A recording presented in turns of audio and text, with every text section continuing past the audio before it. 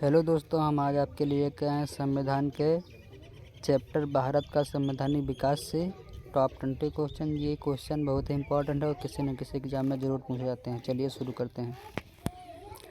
जनगण मन को भारत के राष्ट्रगान के रूप में कब अपनाया गया था? तो इसका सही जवाब हो जाएगा 24 जनवरी 1950 को। क्वेश्चन नंबर 2 है, भारत सरकार द्वारा अशोक स्तंभ को राष्ट्रीय चिन्ह के रूप में कब अंगीकृत किया गया था? तो इसका सही जवाब हो जाएगा 26 जनवरी 1950। क्वेश्चन नंबर 3 है, संविधान सभा के झंडा समिति के अध्यक्ष कौन थे? तो सही जवाब हो जाएगा doctor Rajendra Prasad.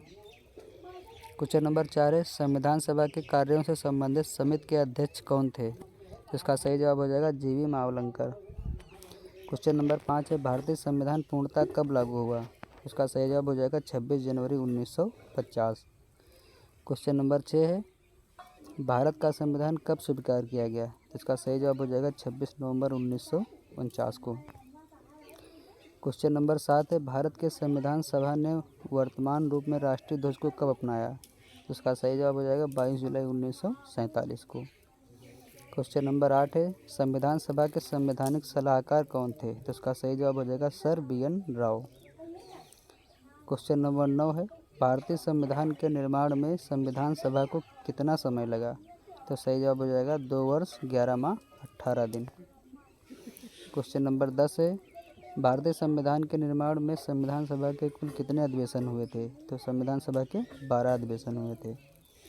Question number 11 है, नेहरू द्वारा प्रस्तुत उद्देश्य प्रस्ताव संविधान सभा में कब स्वीकृत हुआ था? तो उसका सही जवाब हो जाएगा 22 जनवरी 1947 को। क्वेश्चन नंबर 12, संविधान सभा में पंडित नेहरू द्वारा उद्देश्य प्रस्ताव कब प्रस्तुत किया गया? इसका सही जवाब हो जाएगा 13 दिसंबर 1946 को। क्वेश्चन नंबर 13 है, संविधान सभा का स्थायी अध्यक्ष किसे चुना गया था? तो सही जवाब हो जाएगा डॉक्टर राजेंद्र प्रसाद को। भारत की संविधान सभा की पहली बैठक कब हुई थी? दिसंबर 1946 में। क्वेश्चन नंबर 15 है, भारतीय संविधान सभा का गठन किसके अंतर्गत किया गया था? तो इसका सही जवाब हो जाएगा कैबिनेट मिशन 1946 के अंतर्गत। भारत के राष्ट्रपति को अध्यादेश निर्गत करने की शक्ति मूलतः किस अधिनियम से प्रेरित है? तो इसका सही जवाब हो जाएगा भारत शासन अधिनियम 1935 से। क्वेश्चन नंबर 17 है, रेगुलेटिंग एक्ट 1773 द्वारा सर्वोच्च न्यायालय की स्थापना कहाँ की गई थी? तो इसका सही जवाब हो जाएगा कोलकाता में, जो कि 1774 में की गई थी। क्वेश्चन नंबर 18 है, भारतीयों को भारत के प्रशासन में भाग लेने का अधिकार किस अधिनियम के द्वारा प्राप्त हुआ है? इसका सही जवाब हो जाएगा चार्टर एक्ट 1833 के द्वारा। अब देख लीजिए भारत का संवैधानिक विकास ईस्ट इंडिया कंपनी के द्वारा और ब्रिटिश क्राउन के अंतर्गत। तो पहले ईस्ट इंडिया कंपनी के अंतर्गत देखते हैं।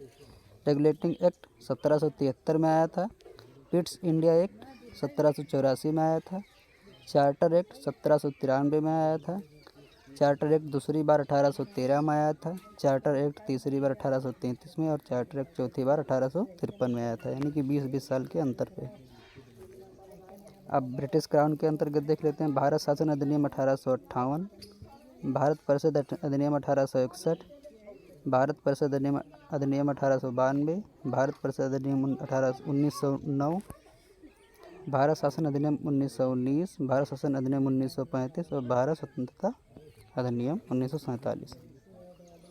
अंतरिम सरकार वर्ष 1946। अंतरिम सरकार देख लीजिए भारत में कौन सी बनी थी? सदस्य जवाहरलाल नेहरू।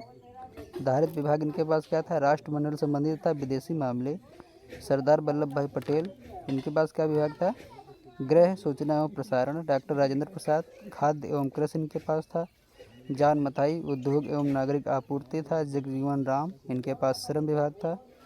सरदार बलदेव सिंह, इनके पास रक्षा विभाग था। लियाकत अली खान, वित्त मंत्रालय और C राजगोपालाचारी, शिक्षा एवं कला। प्रमुख समितियां एवं उनके अध्यक्ष।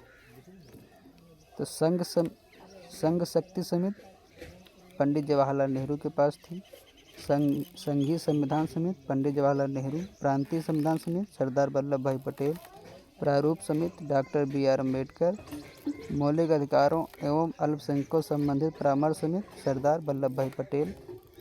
प्रक्रिया नियम समिति डॉक्टर राजेंद्र प्रसाद। राज्यों के लिए समिति पंडित जवाहरलाल नेहरू। संचालन समिति डॉक्टर राजेंद्र प्रसाद।